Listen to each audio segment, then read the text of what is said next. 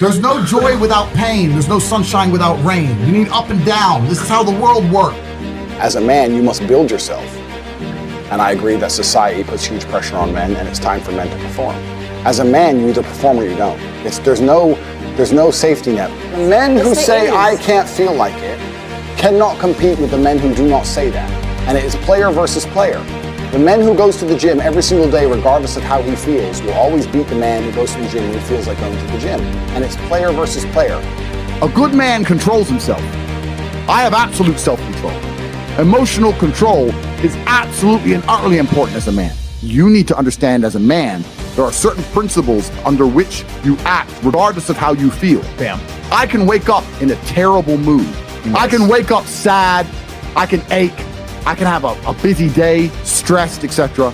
I will complete the same tasks as if I woke up in a fantastic mood. I'll do the same things because how I feel has no bearing on the things I'm going to do in my day because I have duty to myself. There is no light without dark. You will not appreciate your six-pack unless you didn't have one and you had to earn it. That's how the world works. So when I talk to these dudes like, oh, but it's, you know what, Tate, yeah, I agree, but you know, it's hard. It's hard. Of course it is. It's supposed to be. And if you're not cut out for it, then fuck off and live a normal existence and die. Sit there, letting other men enjoy the spoils of being a man and fucking die. If that's what you want to do, is just sit there and exist and then be fade into history unremembered. That's your decision. If you want to level up your character, then you need to get out here and do it. You need to be around brave men. You need to get some balls. You need to get your network together. You need to be paying attention, listen to the truth, humble yourself, stop sitting there with an ego.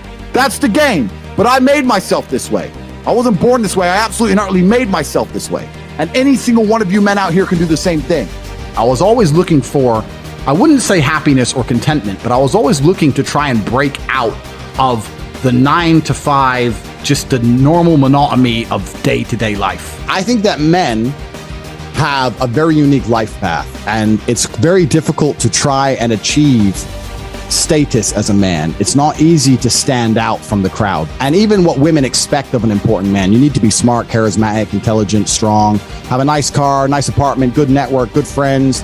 You need to be able to handle stress. You need to be competent. There's so many things you need to be able to do. It's difficult for a young man to even have all these things. You need to start leveling up your mentality, your spirituality. You need to level up your ability, physicality. There's so many different ways you can level up, like a video game character, right? Once you have all the unlimited money, you can then start ticking all the stack boxes. Knowledge. When guys say to me, okay, well, how do I make women respect me? I say, well, how do you respect yourself?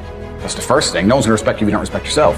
Do other men respect you? Like, how do you act in a way that commands respect from anybody? I say, look, if you focus on yourself and make yourself being who you are, and being a high value male, women will detect it and it won't be so difficult for you. You have to respect yourself first. And how does a woman respect a man? When she sees that he respects himself and other men respect him. You need to understand that the world you live in as a man, in my personal view, has been very purposefully constructed. It's been constructed in a way to destroy your masculine power. And the future of the world, especially in the West, is a further encroachment on your sovereign ability, your sovereign thoughts, your base instincts, the things that make you happy. Absolutely nobody is concerned with male happiness on any level. They don't want you to be happy. They want you to be miserable. A miserable slave in a tax bracket. And you have to understand this. And the only way you can combat against it is to take significant action. You have to take significant action. You have to use the internet. It's the tool they're using. The internet is the tool they're using to brainwash the masses. You need to combat it and use their own tool against them to seek out the kind of information, knowledge, and friends that you need to have around you. You are going to be the sum of the 5 people you spend the most time with. So that, if everyone understands that, as an intelligent person, you're going to be extremely careful and you're going to curate heavily the 5 people you hang around with. So you need to be aware of what's happening around you, and you need to curate for yourself a social network of people who understand that and are doing their best to combat that. That is the most basic imperative of the masculine frame, which has been destroyed in real time. They are trying to convince you that you should act how you feel. You should show more of your feelings. If you feel this way, you should show it. If you want to cry, cry. Look, I have no problem with guys crying. What I'm saying is the reason they're trying to bring out emotionality in you is most of the time you don't feel like doing the things you're supposed to do. But the true masculine frame throughout history was doing the things they didn't want to do, but they knew they had to do because they had honor and duty.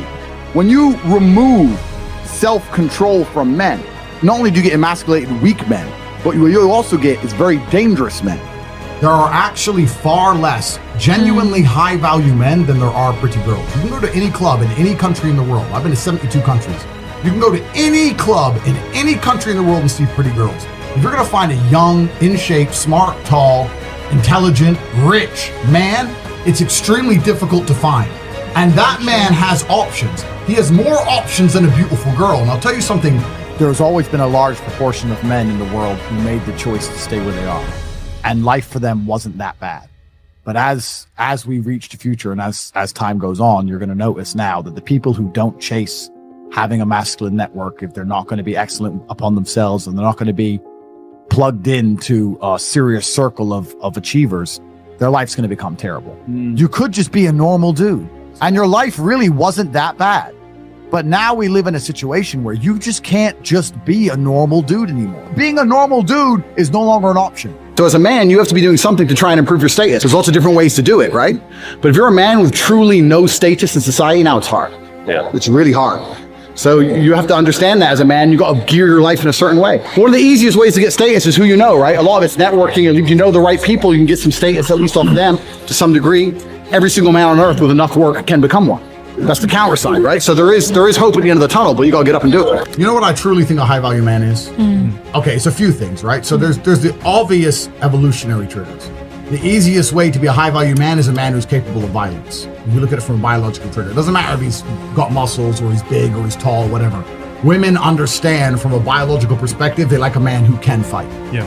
It doesn't matter if your man had money, a Ferrari, everything, but if you knew for a fact, if any dude stepped to him, he'd get sparked, you wouldn't want him, right? So that's the first thing.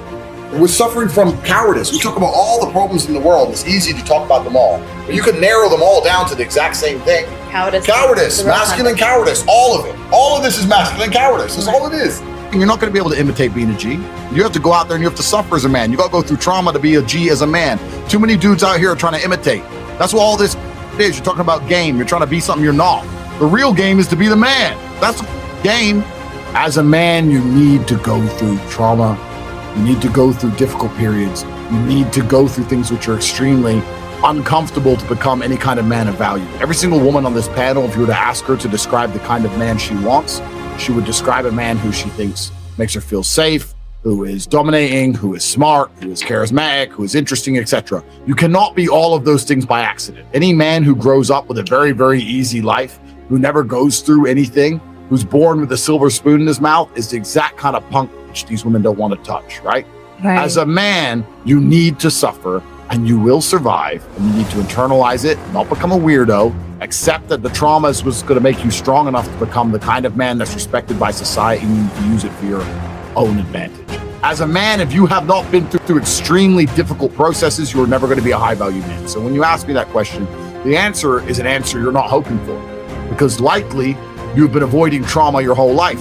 Life is difficult. Everyone has bad news all the time. The things happen to people, and things are going to happen to everyone. And even if you live the perfect life, you're still going to have bad experiences because everything's relative. When people talk about toxic masculinity and all this garbage, and we need to make men more feminine, that's not going to make men.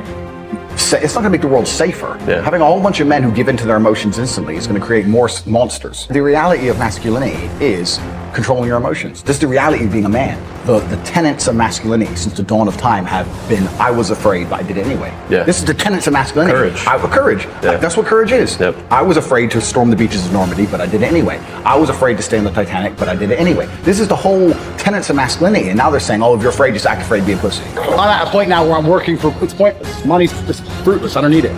But I can't not do it, I have to.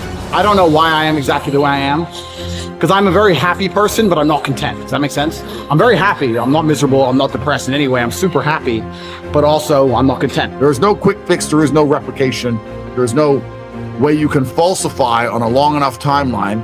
So the answer is, if you want to be a man of distinction, you need to go and suffer. That's your answer. One of the only things in this world you can control is your state of mind. You can't control the weather, you can't control other people, you can't even control your health. One of the very few things in the world you have genuine control over is your state of mind. You decide if you're a disciplined person, you decide if you're a happy person, you decide if you're a depressed person. These are things that in real time you can affect in your brain. This is all you can control on Earth. If you can't control that, then you're just a feather in the wind. And life's gonna blow you around, and you might land somewhere good, you might land, you don't, nobody knows. I was a 4-time kickboxing world champion. For 12 years, I trained 5 hours a day, 6 days a week. And I was motivated to train probably about 25% of the time. The rest of the time I went because I am disciplined.